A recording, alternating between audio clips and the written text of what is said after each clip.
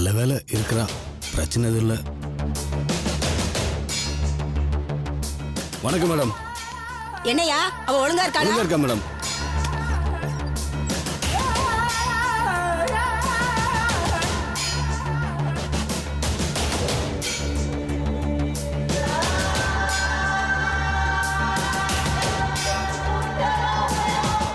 என்னையா தூங்கிட்டு இருக்காளா? தெரியலீங்களே மேடம், இப்பதான் கட்டு போட்டாங்க, அப்ப முடிச்சுட்டு தான் இருந்தா. அதுக்குள்ள தூங்கிட்டாளா என்ன? ஏய் எந்திரி, உன்னை தாண்டி எந்திரிச்சு கண்ணை திறந்து பாரு.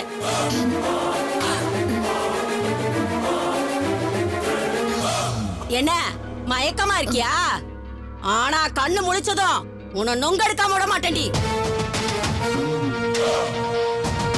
என்ன தைரியம் இருந்திருந்தா உன் மாமியார் போன் நம்பரை கொடுத்து நர்ஸு கிட்ட போன் பண்ண சொல்லிருப்ப. நீ இருக்கிற ஜெயிலு மாமியார் வீடுங்கறத மறந்துட்டியாடி?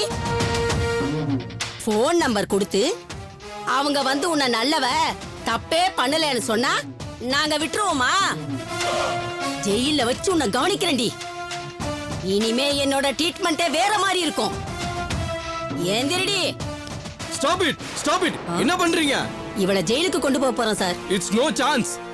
நான் இன்னும் டிஸ்சார்ஜ் பண்ணலையே. இப்ப பண்ணிடுங்க சார். முடியாது. பேஷண்ட் இன்னும் குணமாகல, 2-3 நாள் ஆகும். இவளை விசாரிக்கணும் டாக்டர், அதுக்காக ஜெயிலுக்கு கொண்டு போக போறோம். சாரி மேடம், ஹாஸ்பிடல்ல இருக்கிற வரைக்கும் என்னோட கஸ்டடி தான். பேஷண்ட் ஓரளவுக்கு கியூர் ஆனாதான் நான் டிஸ்சார்ஜ் பண்ணுவேன். அப்ப வந்து நீங்க கூட்டு போங்க. இப்போ உங்க கூட பேஷண்ட அனுப்ப முடியாது. சாரி, வெளியில போங்க ப்ளீஸ்.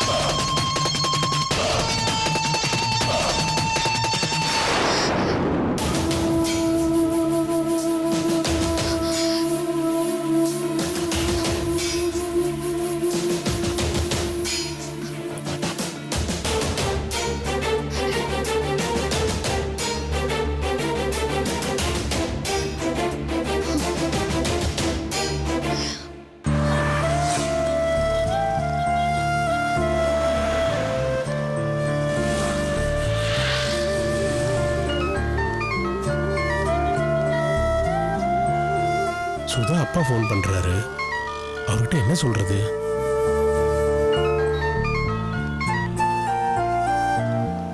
வணக்கம் சார், நல்லா இருக்கீங்களா சார்? வீட்டில் சூழ்நிலை கொஞ்சம் சரியில்லை, அதான் நீங்கள் சொன்ன மாதிரி ஆஃபீஸ் போகிறத பற்றியும் பிஸ்னஸ் ஆரம்பிக்கிறத பற்றியும் யோசிக்கிறதுக்கு நேரம் இல்லாமல் போயிடுச்சு. இல்லை சார், ஏற்கனவே இருந்த பிரச்சனை தான். விஸ்வா மேலே இருந்த குழப்பலி நீங்கிச்சுன்னா விஸ்வா வீட்டுக்கு வந்துருவான்னு எல்லாரும் எதிர்பார்த்தோம். அதுக்கேற்ற மாதிரி விஸ்வாவுக்கும் இந்த கொலைக்கும் எந்த சம்மந்தமும் இல்லைன்னு நந்தினி நிரூபிச்சிட்டா. நாங்கள் எல்லாம் நினைச்ச மாதிரியே விஸ்வா இங்க வந்துட்டான். நந்தினி விஸ்வாவை தேடி பெங்களூர் போயிட்டா. நந்தினி பெங்களூர்ல இருக்கிறதா நாங்க தகவல் சொன்னதும் விஸ்வா அவளை தேடிக்கிட்டு பெங்களூர் போயிருக்கான். நந்தினி கிடைச்சிட்டா அடுத்த வேலை உங்களை வந்து பார்க்கறது தான் சார். அதுல எந்த சந்தேகமும் இல்லை சார். சரிங்க சார், சுதாவை கேட்டதா சொல்லுங்க சார். ரொம்ப நன்றி சார். டேய் டேய் போண்டா. டேய் நில்டா. டேய் டேய் ஓடாத. டேய் நில்டா. டேய்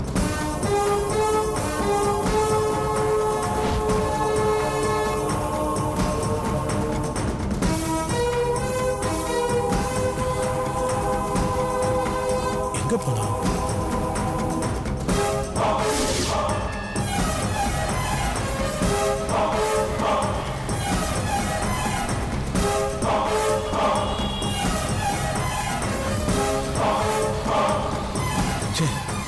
தப்பிச்சிட்டா.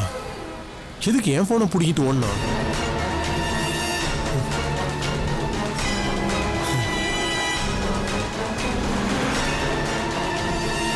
என்னுள்ளில் எம்எஸ்வி என்ற இசை நிகழ்ச்சியை வருகின்ற 27ஆம் தேதி காமராஜர் அரங்கத்திலே என்னுடைய இசைக்குழுவினருடன் முழுக்க என்னுடைய ஆத்மார்த்தமான அண்ணனுக்கு நான் செய்யும் நன்றி கடனாகும்.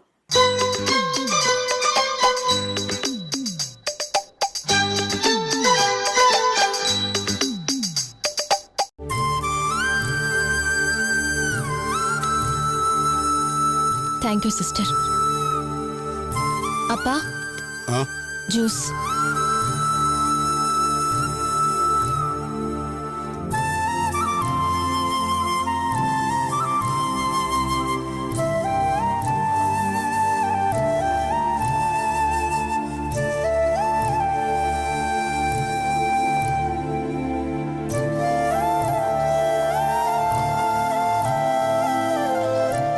அகிலா, மாப்பிள்ளை எங்கம்மா?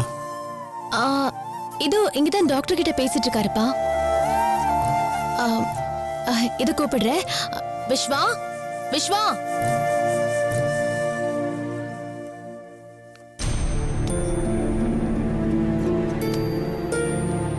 அப்பா உங்ககிட்ட ஏதோ பேசணும்னு சொல்றாரு. சொல்லுங்க மாமா. ஒன்றும் இல்லை மாப்பிள்ளை, நீங்களும் அகிலாவும் காஷ்மீர், டார்ஜிலிங்னு எங்கேயாவது ஜாலியாக போயிட்டு வாங்களேன். நான் வாழ்ந்து முடிச்சவன். அகிலா இப்போதான் வாழ்க்கையை ஆரம்பிச்சிருக்கிறா. இந்த நேரத்தில் உங்கள் 2 பேருக்கும் நடுவில் நான் இடைஞ்சலாக இருக்கேன். அதனால தான் சொல்கிறேன், நீங்கள் 2 பேரும் எங்கேயாவது ஜாலியாக போயிட்டு வாங்க. அதை பற்றி பேசுகிற நேரம் இது இல்லையே மாமா. முதல்ல உங்களுக்கு உடம்பு சரியாகட்டும், ஹெல்த்தி ஆகிட்டு வீட்டுக்கு நல்லபடியாக வாங்க, அதுக்கப்புறம் பார்த்துக்கலாம் அதெல்லாம். ஆமாம்ப்பா, நீங்க ட்ரீட்மெண்ட்ல இருக்கும்போது உங்களை கவனிச்சுக்கிறது தான் எங்க கடமைப்பா. அதை விட்டுட்டு ஊர் சுத்தினா மனசு பூரா உங்க மேலேயே இருக்கும்பா. இல்லை அகிலா, என்னை கவனிச்சுக்கிறதுக்கு ராஜத்தையும் மூர்த்தியும் வர சொல்லிட்டா போகுது. அவங்க என்ன நல்லா பார்த்துக்குவாங்க. எனக்காக உங்க 2 பேர் சந்தோஷத்தை ஏன் தள்ளி போடுறீங்க?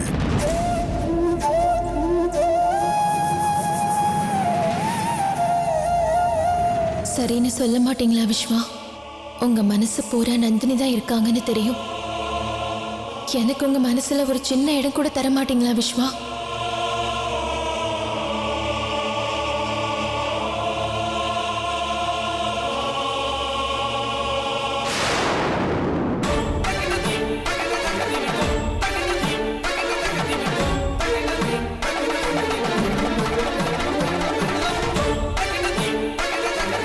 இருந்து எப்படி தப்பிச்சு போறது?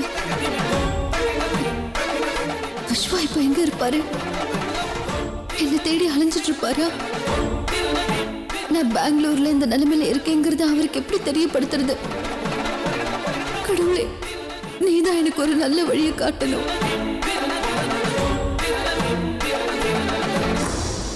என் மேல நீங்க 2 பேரும் வச்சிருக்கிற பாசத்தை பார்க்கும்போது இதுக்கப்புறமும் உங்களை கட்டாயப்படுத்த நான் விரும்பல. உங்க இஷ்டப்படியே நான் நல்லபடியா குணமானதுக்கு அப்புறம் நீங்க கிளம்புங்க.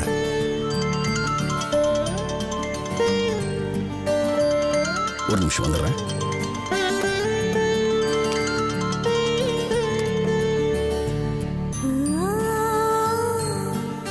அகிலா, ஏம்மா நிக்கிற? உட்காரு.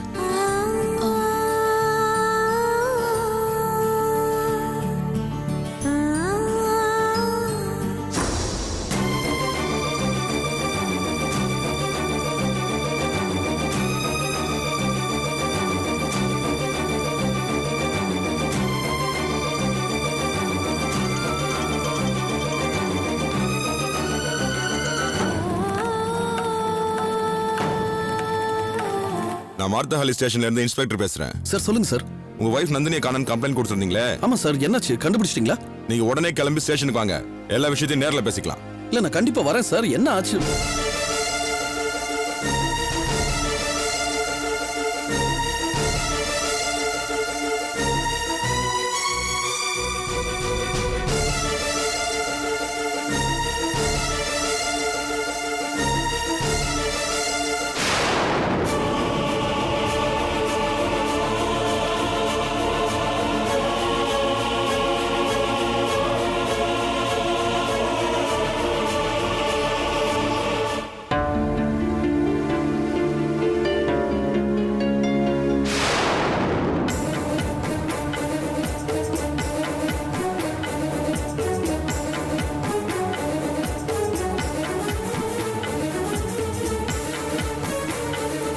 அப்பா ஒரு நிமிஷம் பா, இதை வந்துடுறேன். ஆ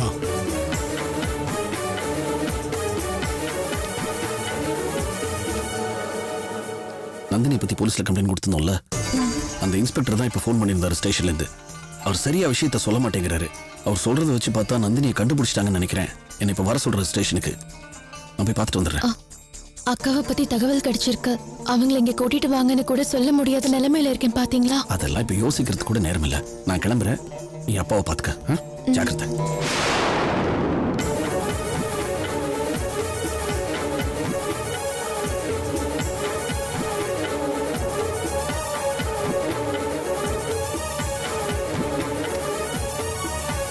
என்னம்மா ஃபோன் வந்துச்சு, மாப்பிள்ளை திடீர்னு போனாரு, வந்தவர் உங்ககிட்ட இவ்வளவு பதட்டமா பேசிட்டு இருந்தாரு. ஏதாவது பிரச்சனையாம்மா? இல்லப்பா, அதெல்லாம் ஒண்ணும் இல்ல. ஃபேக்டரியில ஏதோ ப்ராப்ளமா, அதான் அர்ஜென்ட்டா கால் வந்துச்சுன்னு கிளம்பி போனாரு. இந்த விஷயத்த உங்க முன்னாடி சொல்ல வேண்டாம்னு சொல்லிதான் என்ன தனியா கூப்பிட்டு சொன்னாருப்பா. பாத்தியம்மா,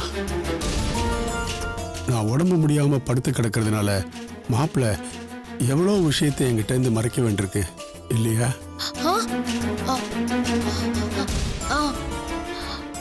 ஆமாப்பா. உட்காருமா.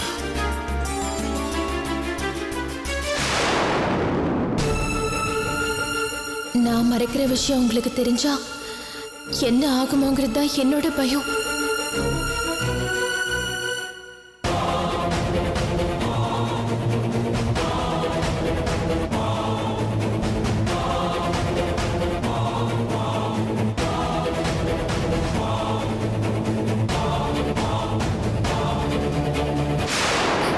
விஸ்வா, விஸ்வா, ஏய் இல்லமா இல்ல. ஏய் நில்லு சொல்றேன். விஸ்வா, விஸ்வா, விஸ்வா,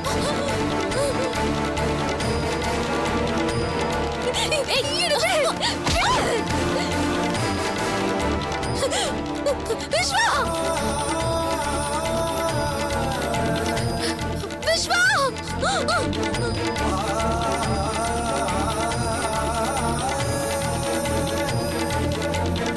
விஸ்வா, விஸ்வா, விஸ்வா. பைத்தியக்காரி மாதிரி எப்படி தள்ளிட்டு போகுது பாரு. விஸ்வா,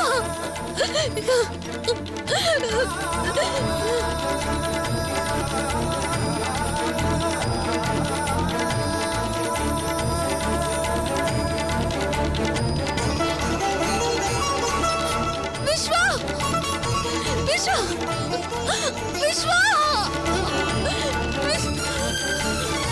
என்னுள்ளில் எம்எஸ்வி என்ற இசை நிகழ்ச்சியை வருகின்ற 27ஆம் தேதி காமராஜர் அரங்கத்திலே என்னுடைய இசைக்குழுவினருடன் முழுக்க என்னுடைய ஆத்மார்த்தமான அண்ணனுக்கு நான் செய்யும் நன்றி கடனாகும்.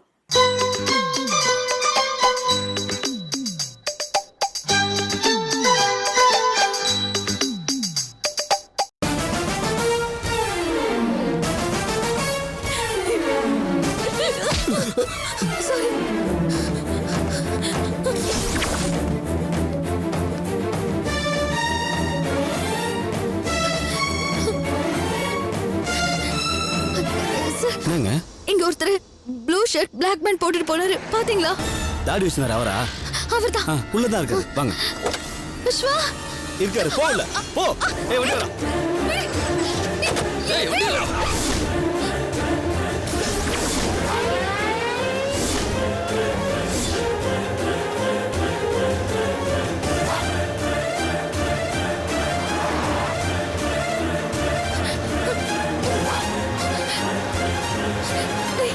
யாரா நீங்களா? எதுக்காக அவர் கார்ல இருக்காருன்னு என்ன ஏமாத்தி வண்டியில ஏத்துனீங்க? ஏய் எதுவும் பேசாத, அடம் பிடிக்காம கம்முனு வா. ஐயோ, வண்டியை நிறுத்துங்க, என்ன விடுங்க. ஏய் சொல்றல பேசாம இரு. ஏதாவது பேசுன கொன்னுடுவேன் உன்னை.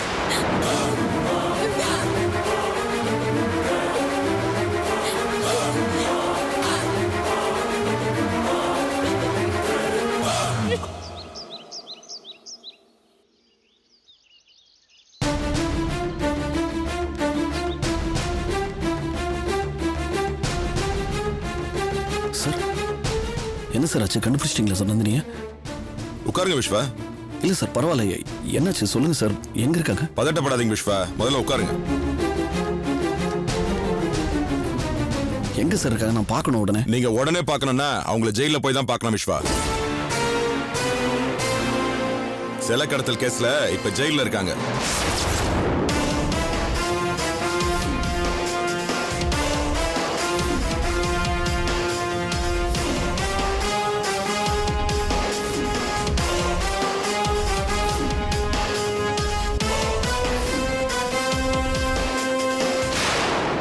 This is ridiculous. என்ன சார் இது? அவங்க யாரு என்னன்னு பேக்ரவுண்ட் செக் பண்ணாங்களா? ஒரு சாதாரண ஃபேமிலில இருந்து வர ரொம்ப சிம்பிளான ஒரு ஹவுஸ் வைஃப் சார் அவங்க. அவங்களுக்கு இந்த மாதிரி கனெக்ஷன்ஸ்லாம் சத்தியமா கிடையாது சார்.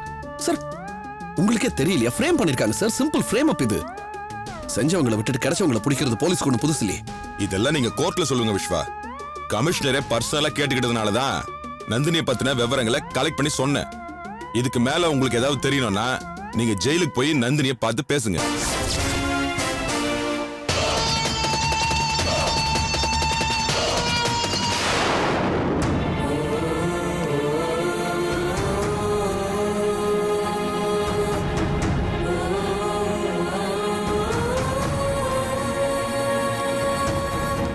எதுக்காக என்ன கடத்திட்டு போறீங்க? யாரு நீங்கெல்லாம்? யார் என்ன கடத்த சொன்னது? அமைதியான்னு சொல்றேன்ல.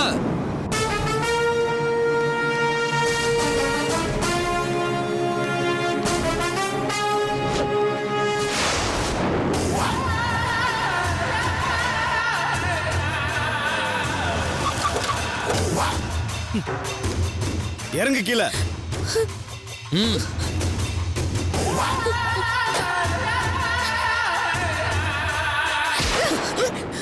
மடக்குங்கடா அவள.